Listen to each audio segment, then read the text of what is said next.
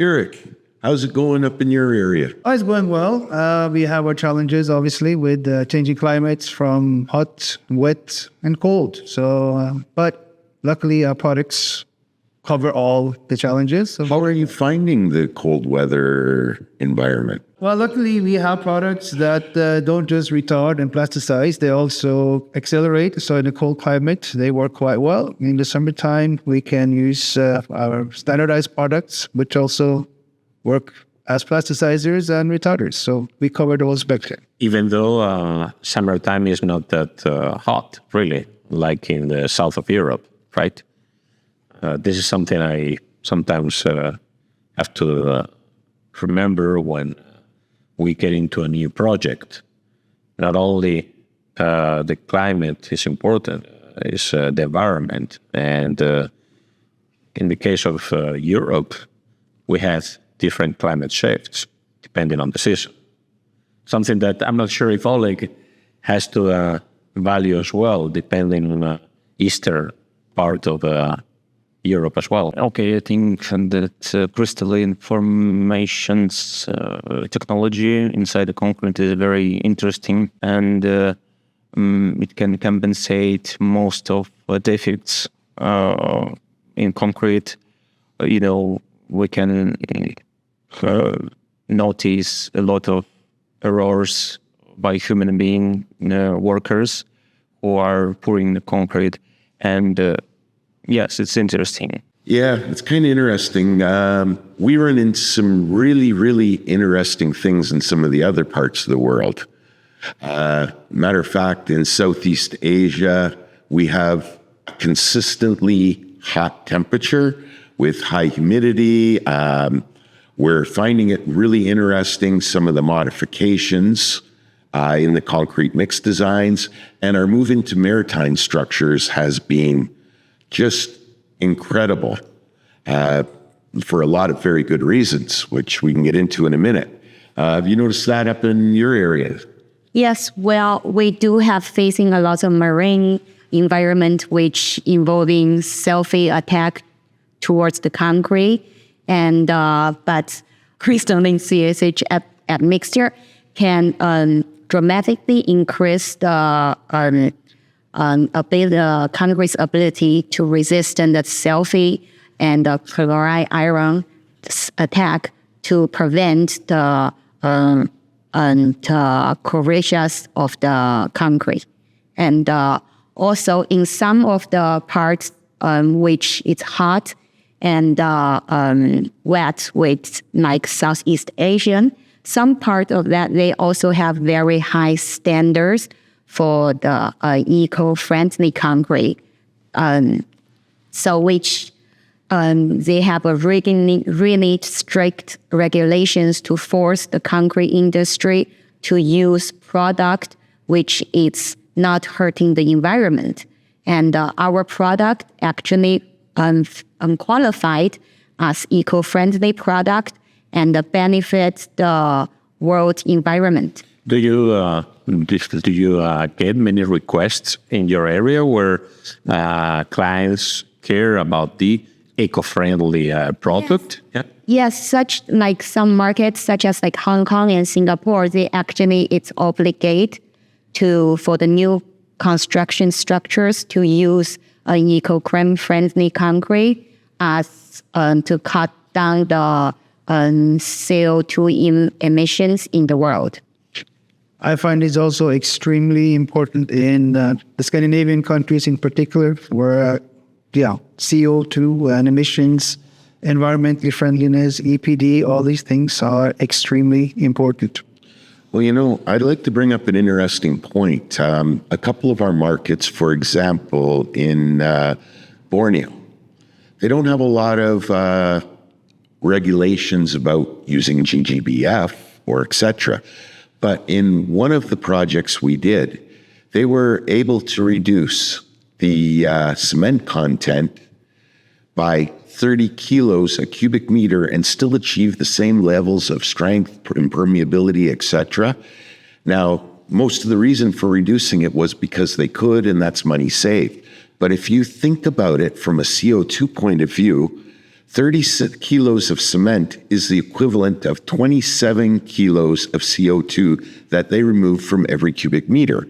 On a 6,000 cubic meter project like this, we're talking about a gigantic CO2 savings. And the client is valuing this kind of save, the eco-friendly side of the technology? No. The reason for doing it was because they could meet the spec and they saved money. But the point is that we can do it. And this is a direction that will be very, very effective for us in the eco markets, together with our ability to work well with GGBF. There aren't there aren't any admixtures out there that can handle a higher than 50% GGBF content because of the lack of calcium hydroxide to react with in the concrete. But because we don't react with the calcium hydroxide, we can actually go above 50% with our pozzolan contents like GGBF or PFA and still get strength and benefit. So we are getting into a new way of marketing the technology in this case. We're definitely moving to the environmentally friendly avenue. We still have work to do and direction to go, but the products have proven time and time again because of the ability to enhance the hydration of the concrete, not reacting with free line. It gives us a unique advantage to do things that others can't do. The idea of not using labor, but using chemistry is useful because, as for you, I like to do nothing when chemistry can fix my problems. So, and self-healing is some free option which every concrete has, and if we can improve this option and face the total healing in concrete, so why not? This is a great opportunity, and it's very nice that we have now this option to enhance the self-healing with chemistry. So the self-healing aspect is, in my opinion, directly related to our ability to enhance the hydration process. I mean, we've got proven testing showing 0.7 millimeters. We've got on-site cracks that are in excess of that, dramatically in excess, and we can do it. And what separates us from the others is the fact that, again, we're not reactive technology. We're a technology that enhances hydration. We just take a really good product like concrete and we make it better.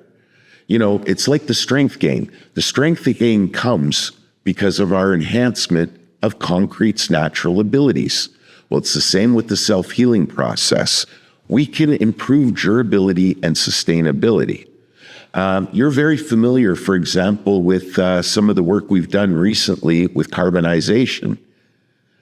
Yeah. Don't you believe that shows that we can dramatically enhance the life of the concrete? The durability of concrete, it consists from a lot of parameters, and self-healing in this depth of water penetration, depth, the increasing strength or decreasing the strength, any changes. And CO2 carbonation test is very nice and simple to show because we can split the samples after carbonation and measure the depth of damage done inside the concrete.